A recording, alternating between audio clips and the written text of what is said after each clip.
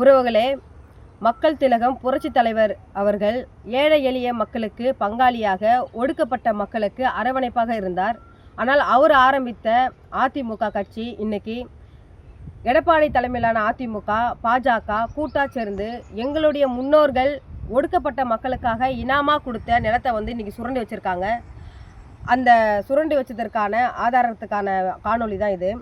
திருவள்ளூர் மாவட்டம், திருவள்ளூர் வட்டம் மேலக்கொண்டியார் கிராமத்தில் எங்களுடைய முன்னோர்கள் ஒடுக்கப்பட்ட மக்களுக்காக இனாமா கொடுத்த நிலம் ஏ ரிஜிஸ்டரில் பாருங்கள். அப்போவே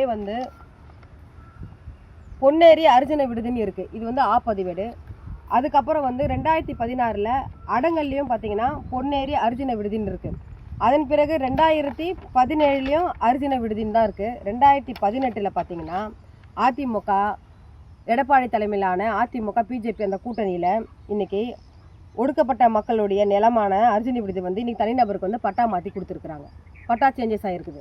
இந்த பட்டாவை யார் மாற்றிருக்காங்கன்னு பார்த்தீங்கன்னா எஸ் வசந்தின்ற ஒரு தாசில்தார் தனிநபருக்கு ஒடுக்கப்பட்ட மக்களுடைய நிலத்தை தனிநபருக்கு தாரவாத்து கொடுத்துருக்குறாங்க. எஸ் வசந்தின்ற இந்த தாசில்தார். இந்த தாசில்தார் எப்போவுமே பெண்கள் ஒரு அரசு பணியில் இருக்கணும், அவங்க முன்னேறி வரணும்னு நினைக்கிறவங்க. நாங்கள் ஏதாவது தவறு நடந்தால் அந்த தவறை சுட்டி காட்டி திருத்த பார்ப்போம். ஆனால் எஸ் வசந்தின்ற இந்த தாசில்தாருக்கு எவ்வளவோ நாங்கள் எடுத்து சொல்லியும் இந்த லேடி திருந்துறா போட தெரியல. ஏன்னா இந்த லேடி ஏற்கனவே தொட்டிகளை கிராமத்தில் முன்னாள் ஊராட்சி மன்ற தலைவர் ஜம்புலிங்கம் அவருடைய நிலத்தையும் இதே போல தான் எந்த ஒரு முன் பட்டாவும் முன் டாக்குமெண்ட்டும் இல்லாமல் மோசடியாக பட்டா மாற்றி வச்சுருக்குறாங்க. இது சம்மந்தமாக அவர் பல வருடங்களுக்கு முன்பாக அவர் ஆர்டிஐயில் மனு போட்டு பார்க்குறப்ப அவருடைய நிலம் இது மாறி இருக்குதுன்னு பார்த்து இந்த தகவல் பார்த்த உடனே அவருக்கு மன உளைச்சல் ஏற்படுத்தி ஹார்ட் அட்டாக்ல அவர் இறந்து போனார்.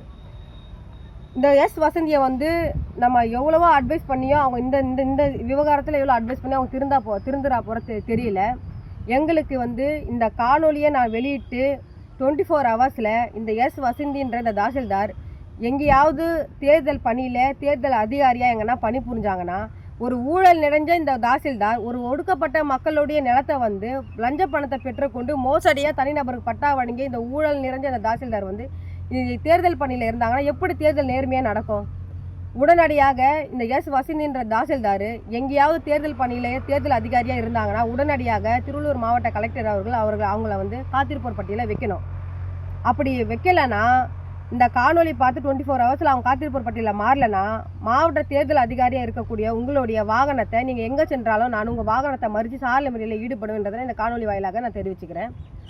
ஆர்எஸ்எஸ் அமைப்புன்றது ஒடுக்கப்பட்ட மக்களுடைய வாழ்வியலுக்கு எதிராகவும், ஒடுக்கப்பட்ட மக்களுடைய பொருளாதாரத்திற்கு எதிராகவும், ஒடுக்கப்பட்ட மக்களுடைய பொருளாதார சுரண்டலுக்கு எதிராக இருக்கக்கூடிய ஒரு அமைப்பு. பாஜக கட்சியும் அதே போல தான். இந்த பாஜக கட்சி கூட இந்த அதிமுக, எடப்பாடி தலைமையிலான அதிமுக கூட்டா சேர்ந்து இன்னைக்கு தமிழ்நாட்டில் ஒடுக்கப்பட்ட மக்களுக்கு எதிராக, அவங்க பொருளாதாரத்திற்கு எதிராக, அவங்களுடைய நில உடைமைக்கு எதிராக இன்னைக்கு செயல்பட்டு இருக்குது. நாளைக்கு ஒரு காணொலியில் நான் சந்திக்கிற உறவுகளே.